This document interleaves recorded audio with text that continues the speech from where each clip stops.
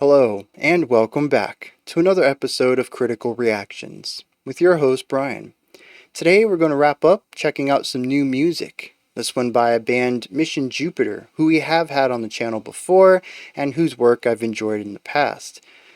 When I got an email asking if I'd react to their new music, I immediately jumped on the opportunity to do so, given that I enjoyed their previous album. So today we're going to be looking at Sometimes It Hurts from Mission Jupiter. The only thing I know about this going in is that they have had a personnel change, they have a new vocalist, but other than that I have no idea what I'm getting into. Let's dive in, see what's going on with Sometimes It Hurts.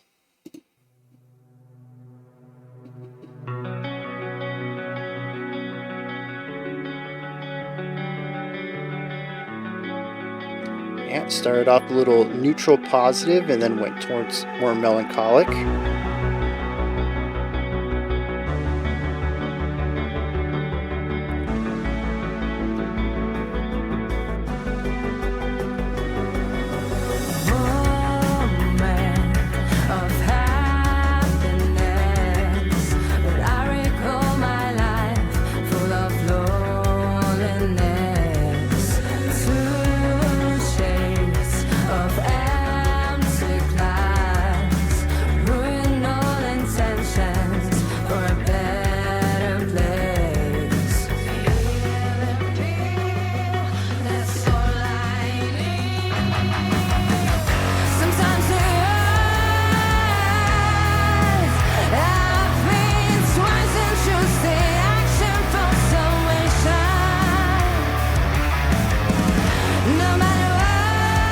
Ooh, little switch up on the hi-hat.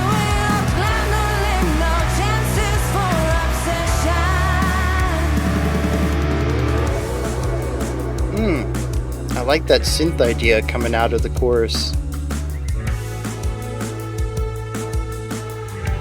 It's a lot of cool synth ideas here.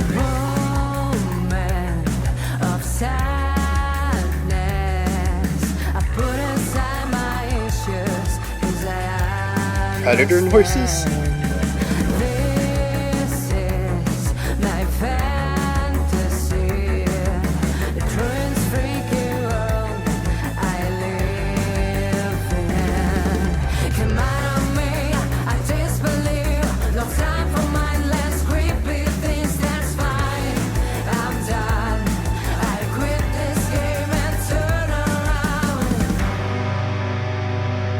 So that was interesting. A bit higher energy on the end of the verse and no pre-chorus. Just kind of kick into this rather than build into it. A little bit of variation. I can get behind that.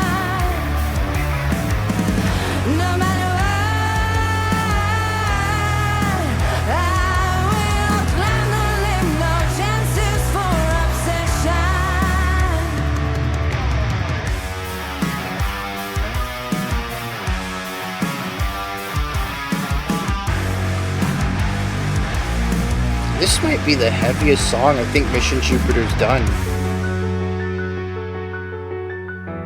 Or at least, maybe my memory's not as good. I don't remember them doing anything like the chorus. Ooh, nice little bit of eeriness there.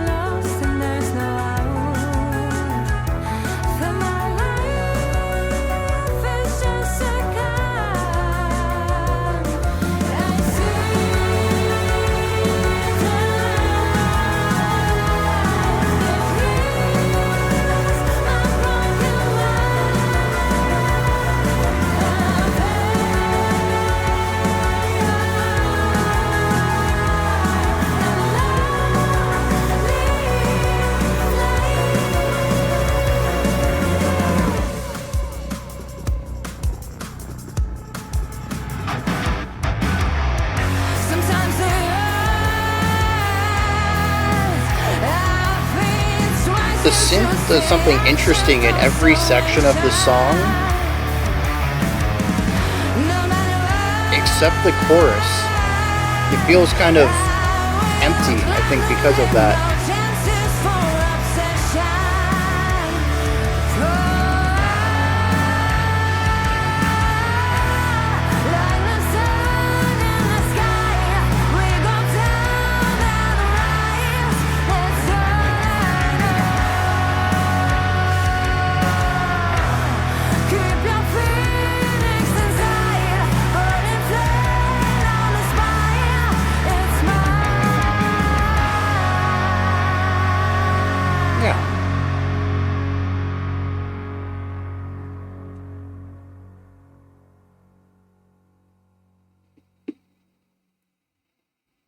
Very cool.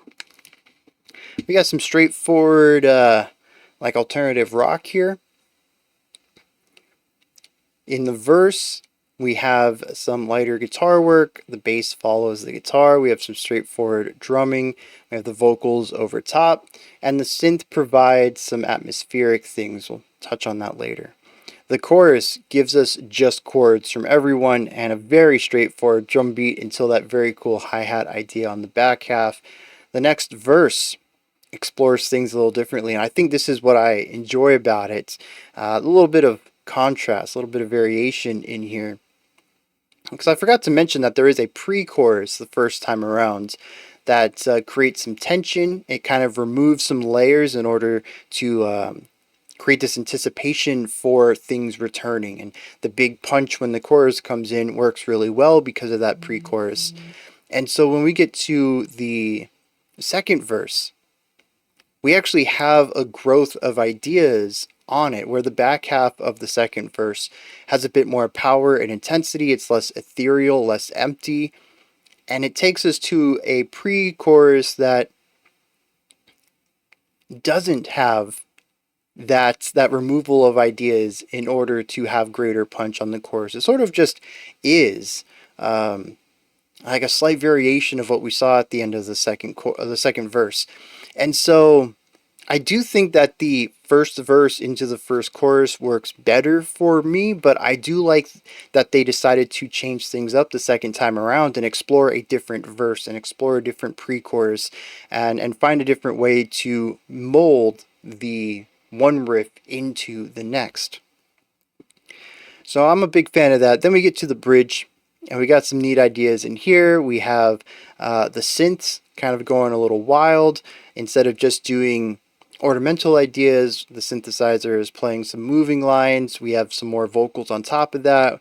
We have some driving ideas from the guitars and the drums, really pushing the song forward that builds us back into that final chorus. It is the typical AB, AB, CB structure. It is, like I said, a fairly straightforward alternative rock track, but I think that they change up things enough to kind of differentiate themselves from their contemporaries. Now, the one thing that does stand out to me, though, and I wish could have heard a little bit more of it, is the synthesizer. There's so many cool things that the synth does, particularly in the verse and the bridge, that I think helps this song stand out quite a bit. What we see the synth doing, primarily in the verse, is constantly alternating its tone. This is very cool. It presents something that a lot of rock bands don't have. A plethora of instruments. Even when they have a keyboardist, the keyboardist typically has the keyboard tone, or maybe they are the strings for a song or something like that. And here, it almost feels like there's an electronic playfulness to the keyboard work on this track. I mentioned that the keyboards play ornamental ideas, and that's pretty true. At the end of a 4-bar phrase, we'll hear the keyboard do something. Maybe it'll have a panning idea, maybe it'll be placed in a corner, it'll have its own specific tone for a lick, it'll play that lick, and then it'll go away. And the next time we hear it, it'll have a different tone entirely. I think this works. There's plenty of room to add more keyboard stuff here than just ornamental. In fact, keyboard counterpoint would have been very cool. There's plenty of space in the production for it, but I think that this is a good idea in general, just having a keyboard play with a bunch of different sounds. It can make it feel a little disjointed at times, as the keyboard is just kind of seemingly, I don't like to use the word random too often, but there isn't a lot of through line between the different tones. Some are more rumbly than others, some are more cleaner, some are beautiful, some are dark and warm, and all sorts of all over the place. In fact, verse 2, there's even a chittering sound, which I was like, oh, predator sounds? Some of them feel a little out of place sonically, but I think what's being played, the rhythmic idea of it, or any sort of melody added to the song typically works. And then we get a little bit of a keyboard focus in the bridge. as they provide the lead line. There's some arpeggiation in this. It's a faster moving idea. I think it's nice to hear the keyboards against the vocals. I think they make a great pairing.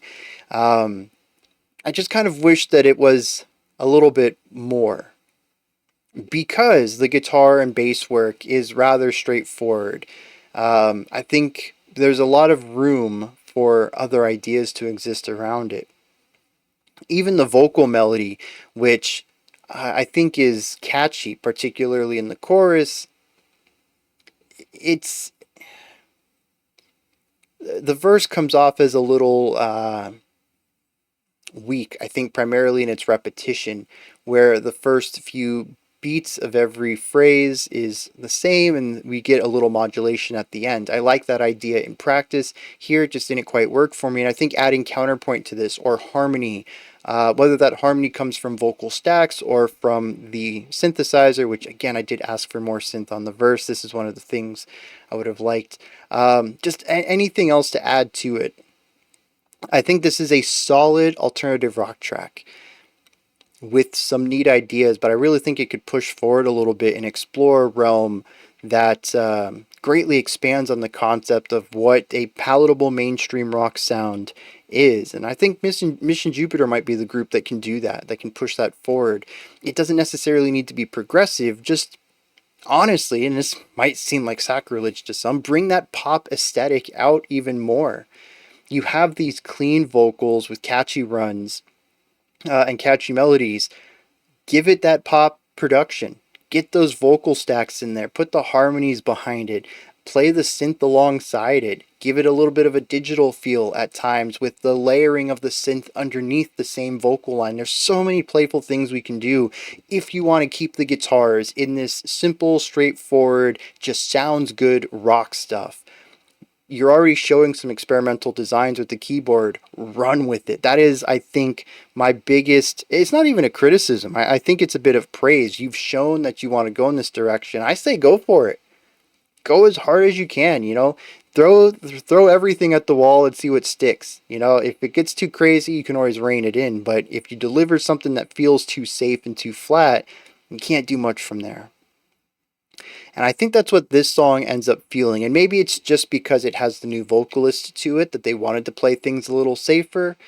Maybe it's also because like I mentioned, I think this is the heaviest track I've ever heard from them. And maybe they wanted to play it safe in that realm too, just to get a feel for this type of music with the new vocalist before diving into something a bit more expressive. But you know, I view Mission Jupiter as alternative rock, usually on the lighter atmospheric side with some jazzy ideas. You know, they have a live set from years ago where they have a saxophone player in there, and it just, I absolutely love that live set. I still return to it and listen to it. It is wonderful stuff.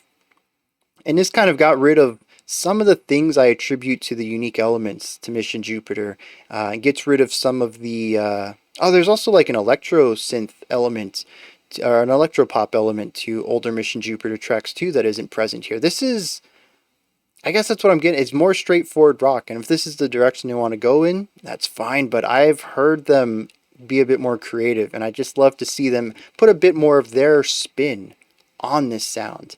And so maybe that's why this one is a bit safer. Just trying to get a feel for all of the new components, and maybe as they go forward into their writing sessions and write future tracks, they'll start to bring out more of their unique elements within this harder rock sound. So, yeah, I mean, I guess that sounds a little critical, and, you know, it is critical reactions. That's what we do here. But I also think that it's praise. I can hear the potential here for something interesting, and I believe this is a group that can do it based off of their older work. So, that doesn't sound too negative to me. I'm going to find some lyrics for this, and then we're going to wrap this video up. Alright, and lyrically, it's about being better tomorrow than you are today, regardless of circumstance. It starts off and says that I have moments of happiness, but a lot of what I remember about my life is loneliness. It says I need a healing pill. That's the first verse. That my life isn't always great. The second verse leans into a lot of this and kind of repeats the same ideas, and then we hit the chorus. It says, sometimes it hurts, I think twice and choose the action for salvation. No matter what, I'll climb to leave no chances for obsession. This is interesting. Part of it is because if you go read the lyrics, there's some interesting lines in here, interesting metaphors. It took me a little bit to understand the way that it's written, the vocabulary of it, and sort of the way that words are phrased. But I think the idea behind this is that even if it's not the easiest path, I will take the one that leads me to a better tomorrow. And I will leave no chance. No chance for obsession is interesting, but I think it's about not letting yourself be overwhelmed and too focused on one specific outcome. It's not that I want to be this tomorrow. I just want to be better. That can be a baby step. It can be one tiny step as long as I'm working towards improvement tomorrow and not obsessed that I must be this tomorrow, or else, that could lead to failure, which can lead to a spiral as you're not good enough, you didn't make your goals, and now it's just you're starting to drift down. You got to keep climbing. I think that's the point of that line. Although, like I said, it feels a little awkward in the way that it's worded. From here we get to the outro, which I think really solidifies everything. We hear the chorus one more time. Actually, in the bridge, I like this part. It says, I see the light, it heals my broken mind, obey your heart, and love, live, fly. The fly seemed like an interesting choice. Maybe it was just about, soar. Go as high as you can. We have already talked about climbing in the chorus before, but it actually comes up later. It's good foreshadowing. After our final chorus, it says, like the sun goes down and then up in the sky, we will arise too. Keep your phoenix inside, a burning flame down the spine. It's mine. So it isn't just about growth in general, it's about rebirth. The concept of the phoenix, soaring, telling people to fly. Yeah, it all comes together really well by the end. There's a couple of weak lines in there, but I think generally the whole meaning here is fantastic. I don't really see it lining up too much with the music.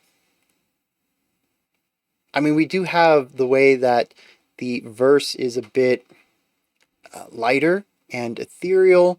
That could be a bit of that loneliness, especially that first pre-chorus, kind of cutting out some of the instrumentation to create a more empty sound, leading into the punchy chorus, which is the anthem that I will be better tomorrow. I will grow out of this. So maybe that's the point of it, is to contrast these darker, gloomier moments with these brighter, more optimistic ones. And we actually do see a little bit of that at the beginning when the first guitar line came in and I said, oh, this first chord is a little bit more optimistic, but it moves into gloomier ideas. And it's sort of balancing these two, understanding that life is never all just one thing. Nobody's life is ever going to be happy all the time, but you got to take those weaker moments and find strength out of them. And I think that's what this song's ultimately about. So those are my thoughts on Mission Jupiter's Sometimes It Hurts. But what about you? Did you enjoy it? Is there anything in here that you'd like to expand upon what I said? Maybe I missed something that you caught. Maybe you have your own opinion or take on things. Please put all that stuff down in the comment section. Above that, in the description box, you'll find a link to Linktree in here. You can find links to my music, ways to support the channel, a link to the Discord server, and so much more. You'll also find links to Mission Jupiter's page if you'd like to check out more of their stuff. I'll also link their Spotify and some social media if I can find some. Above that, if you could, like, subscribe, ring the bell, head to their page, like, subscribe, ring their bell.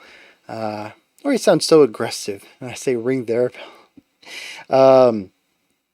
Hearts, thumbs up, whatever, wherever you land. If you can show some support, go for it. That wraps it up for today. I'll be back tomorrow, though, 5 p.m. Eastern Standard Time, 10 p.m. UTC as usual. Until next time, remember to be critical, not cynical, of the music you listen to, and have a fantastic morning, afternoon, or evening, whenever you choose to watch my videos.